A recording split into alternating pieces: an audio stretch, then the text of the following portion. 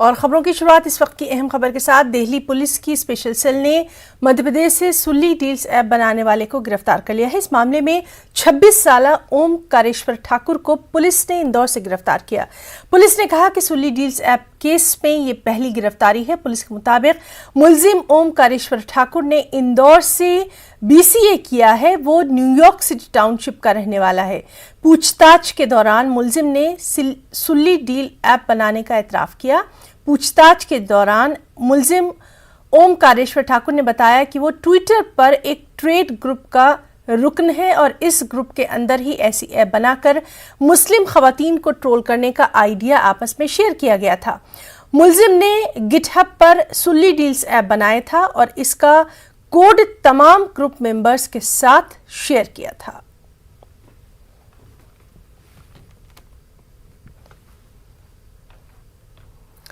मुल्क में कोरोना और नए वेरिएंट ओमिक्रॉन के मामले लगातार बढ़ते जा रहे हैं। महकमा सेहत के आदाद-ओ-शुमार के मुताबिक 1,59,000 से ज्यादा नए मामले दर्ज किए गए। गुज़िश्ता 24 घंटों में 327 अफराद की मौत हुई, जबकि 40,863 अफराद सेहतयाब हुए। ओमिक्रॉन के मामला 3,600 से पार हो गए हैं। ओमिक्रॉन से सेहतयाब होने वालों की तादाद 1,409 है। कोरोना से हिफाजत के लिए एहतियाती इक़दाम इख्तियार करने की हुकूमत की जानिब से लगातार अपील की जा रही है।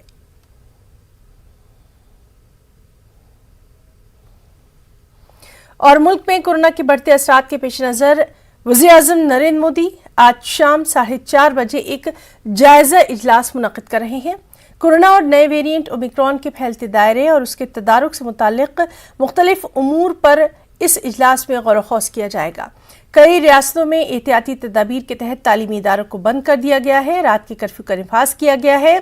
कोरोना की गाइडलाइंस का सख्ती से निफाज किया गया है। इसके अलावा हालात पर काबू पाने के लिए वीकेंड कर्फ्यू का भी निफाज किया गया है। हालात के तनाजुर में हुकूमत की जानिब से कोरोना पाबंदियों में मजीद सख्त फैसले लिए जाने का इम्कान है। वाज़ेह है कि पार्लियामेंट का बजट सेशन शुरू होने वाला है और ऐसे में पार्लियामेंट से ताल्लुक़ रखने वाले 400 मुलाजमीन का कोविड टेस्ट पॉजिटिव पाया गया है।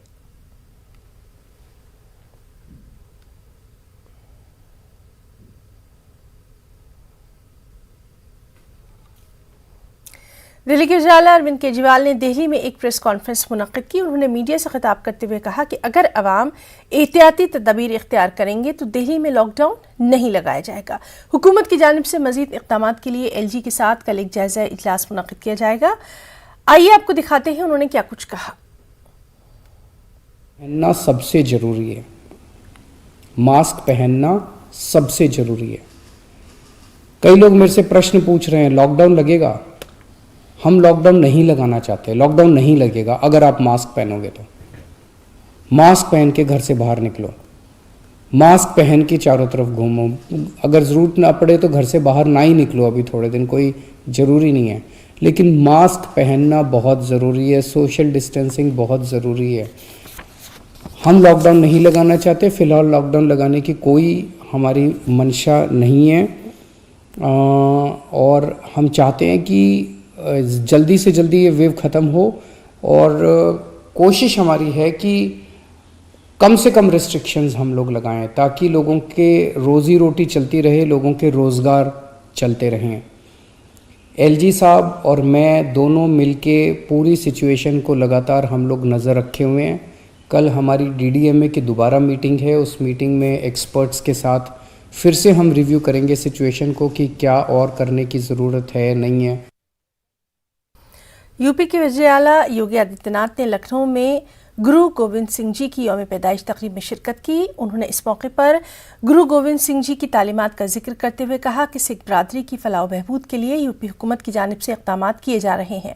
साथ ही उन्होंने गुरु गोविंद जी की यौम पैदाइश के हवाले से सिख बरादरी को अपनी मुबारकबाद भी पेश की।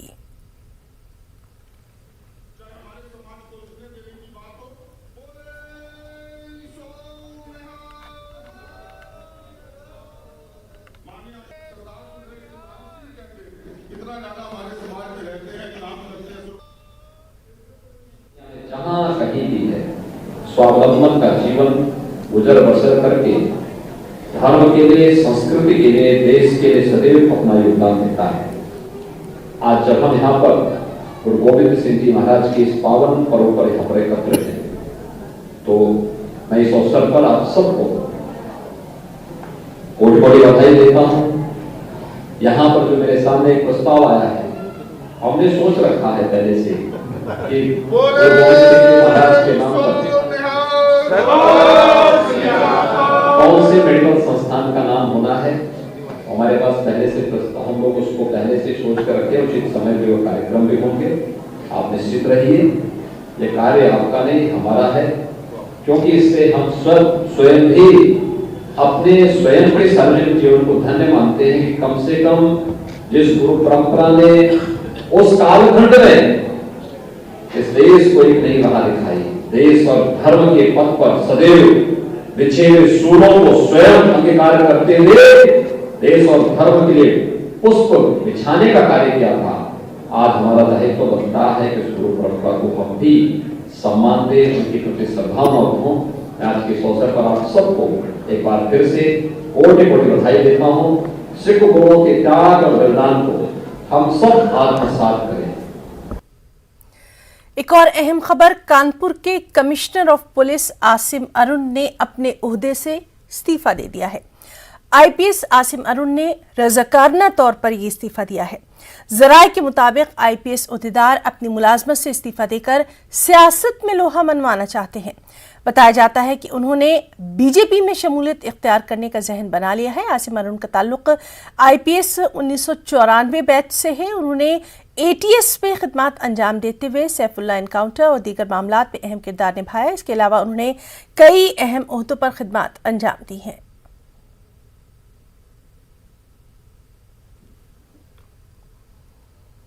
शोपियां जिले में शदीद बर्फबारी की वजह से गुलाब टैंक किलर इलाके में शबीर अहमद मीर का शेड, जिसमें वो अपने अहले खाना के साथ रिहाइश पजीर थे, शदीद बर्फबारी से गिर गया। ये खानदान बाल बाल बच गया।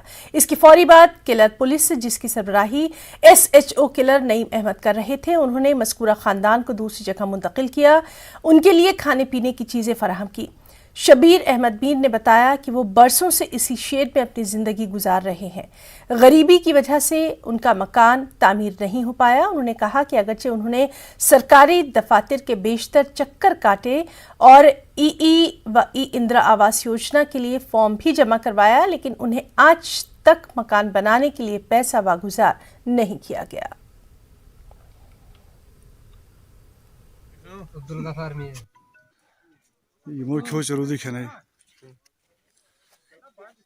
इनका नाम शबीर अहमद है। हमने देखा कि इनका जो जिसमें रहाइश कर रहे थे, इनका ये गिर चुका है, तो हमने डीसी साहब की नोटिस में भी लाया है।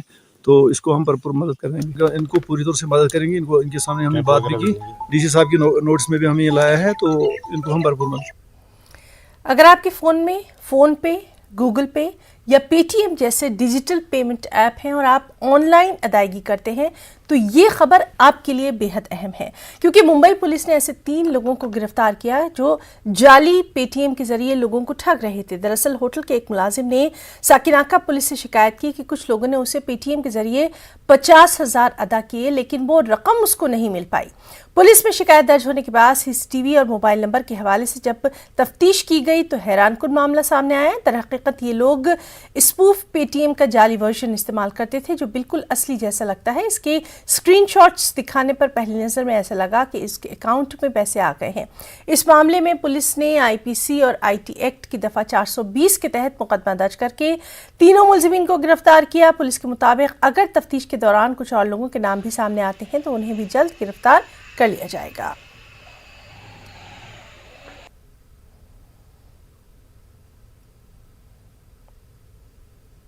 साकिनाका पुलिस स्टेशन के जुरिडिक्शन में होटल ब्लू सी, ये होटल में कुछ 3 लोग आए थे और रह जाने के बाद उन्हें कुछ 50,000 का पेमेंट पेटीएम स्पूफ एप्लीकेशन के जरिए किया था। तभी होटल मालिक के ध्यान में आया कि उनको ये पेमेंट मिला नहीं है।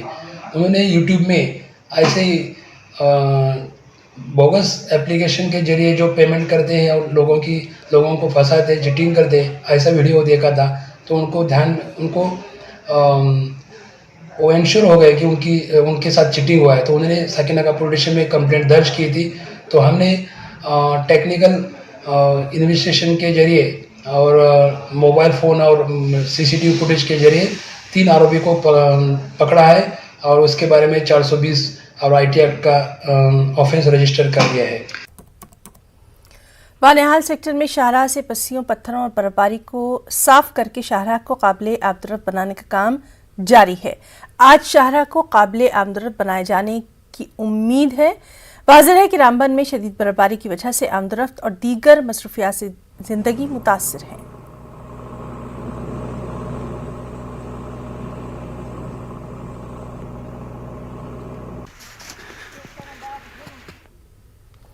शुमाल से लेकर जुनूब तक मुख्तलिफ शहरों के नाम अलग अलग वजूहात से तब्दील किए जाते रहे हैं।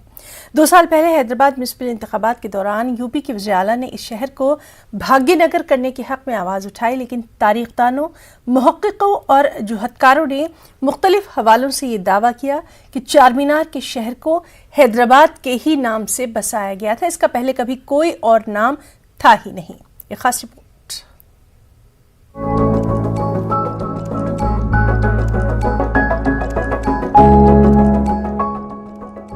दक्कन हेरिटेज ट्रस्ट ने तारीखी शहर हैदराबाद के नाम या किसी हैसियत को तब्दील करने की सख्त मुखालफत की है। कोई एक डॉक्यूमेंट में, पर्शियन डॉक्यूमेंट में, अरबिक डॉक्यूमेंट में, मुगल्स डॉक्यूमेंट में और कुतुबशाही डॉक्यूमेंट में कहाँ भी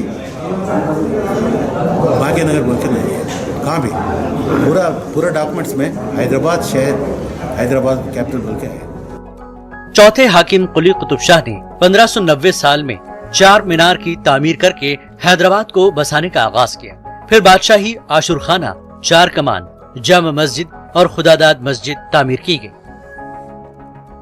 ये अफसाने को बाज़-वक़्त आप खुसूसन आज़ादी के बाद कौमी यकजहती के तौर पर कि लोगों में हम अच्छी हो, हम आहंगी हो, ऐसा इसका थोड़ा सा इसको हवा दी गई, मगर ये हवा देना आज जो है मुज़िर हो गया। गैर जिम्मेदारी की हरकत थी वो ज़माने के लिहाज से, और बाद में लोगों ने अपनी सियासी रोटियां जो है सेकने के लिए इस बात को और ज़्यादा हवा दी। लेकिन हमारी अपील ये है कि हमारा ये शहर इंतहाई खूबसूरत शहर और इंतहाई मोहब्बत और अमन व आशी का शहर जो रहा है हमेशा, वो शहर वैसा ही रहे हमेशा, और इस शहर को की सियासी समाजी हैसियत को बिगाड़ने की कोशिश न की जाए। दक्कन हेरिटेज ट्रस्ट ने 1603 बमुताबिक 1012 हिजरी सन का एक सिक्का पेश किया, जिस पर दारुस सल्तनत हैदराबाद कंधा किया गया है। उससे साबित होता है कि हैदराबाद की 431 साल तवील तारीख में इसको कभी किसी और नाम से जाना ही नहीं गया। शहर के लोग खुश हैं जो नाम है हैदराबाद से, तो आप क्यों बदलना चाह रहे हैं? कोई रीजन तो बताइए जी।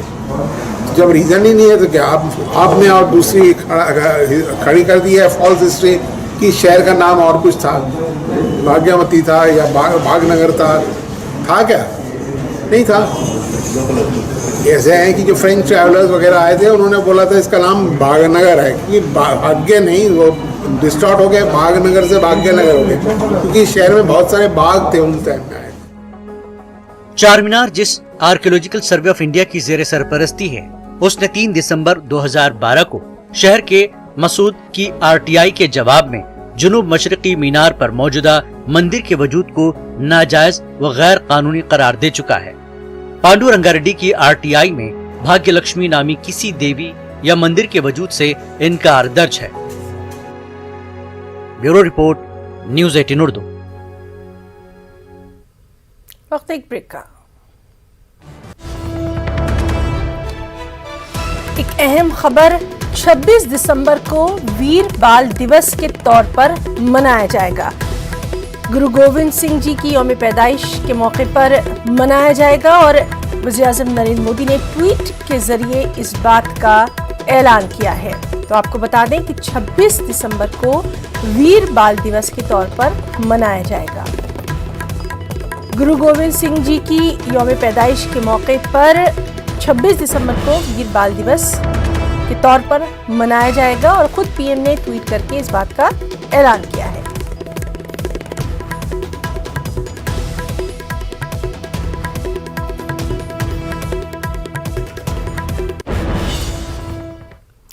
मरकजी वजीर बराए अक़लियती उमूर मुख्तार अब्बास नकवी ने मुंबई के हज हाउस में हज ट्रेनर्स ट्रेनिंग का इफ्तिताह किया। इस मौके पर मुख्तार अब्बास नकवी ने कहा कि हिंदुस्तानी आज़मीन हज की सेहत और सलामती उनकी अवलीन तरजीहात में शामिल है। पेश है ये खास रिपोर्ट।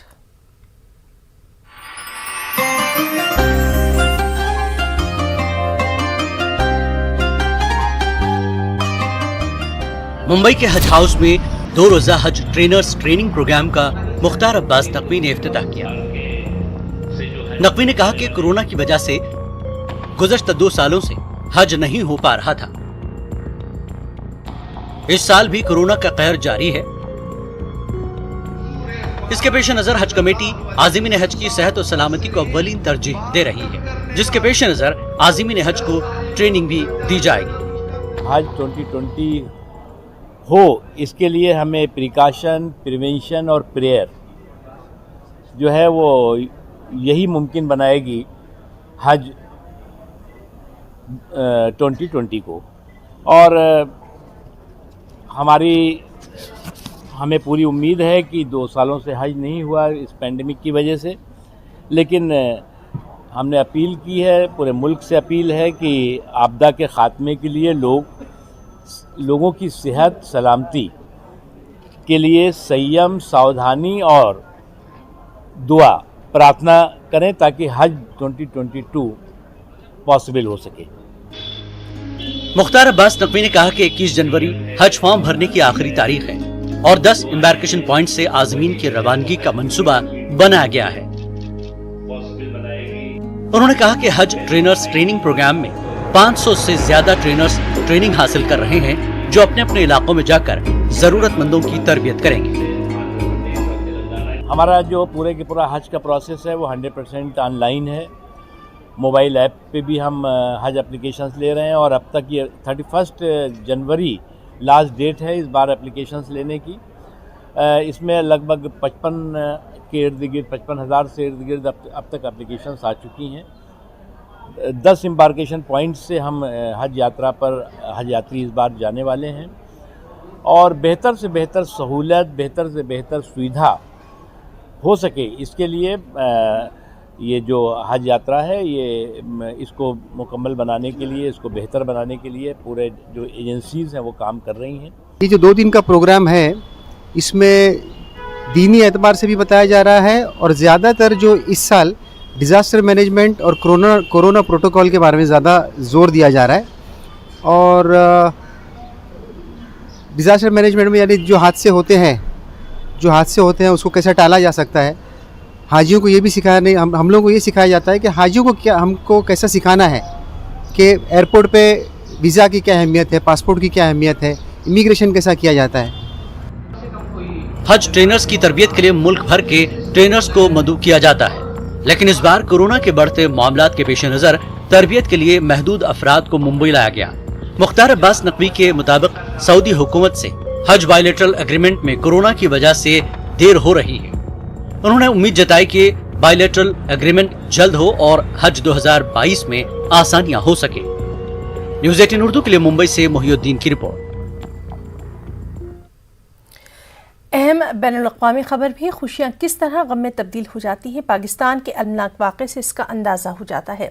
दरअसल पाकिस्तान के सूबे पंजाब के पहाड़ी इलाके मरी में शदीद बर्फबारी में फंसकर औरतों और बच्चों समेत 22 अफराद हलाक हो गए। महलबकीन में 10 मर्द, 2 ख़वातीन और 10 बच्चे शामिल हैं। इस हादसे के बाद पूरे पाकिस्तान में गम और अफसोस की लहर है। इस्लामाबाद पुलिस के एहलकार नवेद इकबाल और उनके ख़ानदान के 8 अफराद की हलाकत से मातम पसरा हुआ है। वाज़ेह रहे कि हलाक शुदगान की मैयतों को शनिचर की रात मरी से इस्लामाबाद और रावलपिंडी मुंतकिल किया गया। पाकिस्तान के वज़ीर आज़म इमरान खान ने इस हवाले से दुख का इजहार किया। उन्होंने अपने ट्वीट में लिखा कि मरी के हादसे में सयाहों की अलमनाक अमवात पर नहायत मुस्तरब और दिल गिरफ्ता हूँ। ज़िला इंतज़ामिया खातिर ख्वाह तैयार न थी कि गैर मामूली बर्फबारी और मौसमी हालात को मलहूस खातिर रखे बगैर लोगों की बड़ी तादाद आ गई। उन्होंने मजीद लिखा कि तहकीकात और ऐसे सानिहात की रोकथाम के लिए कड़े कवायद लागू करने के अहकामात सादिर कर चुका हूँ। ज़्यादा बर्फ़ वाला इलाका है उधर, यानी कि दरख्त गिरने की वजह से कुछ दरख्त गिरे हैं तो गाड़ी सड़ियाँ कोई नीचे आई है मेरे ख्याल में। गाड़ियों के अंदर जो है उधर ही दम तोड़ गए हैं उसके ऊपर गाड़ियों के ऊपर दरख्त गिरे हैं, जिसकी वजह से ये डेथ हुई है। और मैं मरी गया था, मरी की तो बहुत ही बुरी सूरत हाल है, फौज लगी हुई है। क्या बताऊँ कि जब मुझे पता लगा ना, यकीन करें कि अभी तक मैं जिसे कहते हैं यकीन मुझे नहीं आ रहा। और जितनी भी हरकतें हुई हैं ना, बस पूरा मुल्क जिसे कहते हैं ना जी, इस टाइम उनके साथ बराबर का शरीक गम में डूबा हुआ है। बस कुदरत का ये फैसला था, उनके प्यारों की यही चाल लिखे हुए थे। और इस वक्त की अहम खबर आपको देते हैं। जम्मू श्रीनगर कौमी शाहराह तीसरे रोज भी बंद है। ट्रैफिक की आमदरफ्त के लिए मुअत्तल है। दरअसल गुज़िश्ता दिनों भारी बर्फबारी के बाद जम्मू श्रीनगर कौमी शाहराह को बंद किया गया था। हालांकि शाहराह पर बहाली का काम शदुमत से जारी है। सीधे रुख करेंगे हमारे नुमाइंदे बिलाल बाली का। बिलाल, आपसे ताज़ा अपडेट चाहेंगे इस शाहराह के ताल्लुक से। हिना, देखिए, कौमी शाहराह गुज़िश्ता 2 दिनों से आज तीसरे रोज भी ट्रैफिक की आमदरफ्त के लिए बंद है। आज सुबह से ही मौसम में जो कल रात से बेहतरी आई थी, सुबह से मौसम ठीक होने की सूरत में तामीराती कंपनियों ने जो है बहाली का काम शुरू किया, जिसमें मारो, कैफेटेरिया मोड़, डुग्गी पुली, करोल और रामसू और बानिहाल के दरमियान जो बर्फबारी हुई थी उसको हटाने का काम जो वो शुरू किया गया। इस दौरान जिला तरक्याती कमिश्नर रामबन मसरत इस्लाम खुद बाकी अफसरान के हमरा कई जगहों पर गए, जिसमें मारूग था, कैफेटेरिया मोड़, वो खुद पहुंचे, उन्होंने बहाली का काम जायजा लिया। तो इस दौरान हमारी बात जो है वो गेमन इंडिया के जो प्रोजेक्ट मैनेजर है उनसे बात हुई कि शाहराह की बहाली में मजीद कितना वक्त लग सकता है। तो उनका कहना था कि मड्डी एरिया है, यहाँ पे स्लाइड जो कैफेटेरिया मोड़ के पास है वो ज्यादा है, उसको हटाने के लिए मशीनें लगाई गई है। तो कम से कम अभी भी 4 से 5 घंटे का टाइम जो है वो शाहराह की बहाली में लग सकता है। इस दौरान हम ये बात भी करेंगे कि शाहराह पर गुज़श्ता 2-3 दिनों से जो है काफी मुसाफिर जो है वो यहाँ फंसे हुए हैं, जिनमें मुसाफिर गाड़ियां हैं और मालबरदार गाड़ियां भी है। जो लोग दरमानदा है 2-3 दिन से उनकी तरजीहात है कि उनको जल्द अज जल्द जी बिल्कुल, लगातार वहाँ के हालात पर हमारी नजर बनी हुई है। बिलाल बाली, आपका बहुत बहुत शुक्रिया तमाम तर तफसीलात के लिए। कोरोना वबा के दौरान बाहमी इमदाद और इंहिसार का जज्बा मुस्तहकम हुआ है। मुल्क इस वबा से मुत्तहिद होकर मुकाबला कर रहा है। टीकाकारी के ऐलान के बाद हम बेहतर ताउन करें, जिससे हम कोरोना को मात देने की जानिब कदम बढ़ा सकें। नेटवर्क 18 इस मुहिम में हर कदम पर आपके साथ रहेगा। जब तक सभी महफूज नहीं, तब तक कोई महफूज नहीं होगा। इस सोच की बुनियाद पर हमारे मुहिम संजीवनी का मकसद ये यकीनी बनाना है कि वैक्सीन पाना सभी हिंदुस्तानियों का हक है।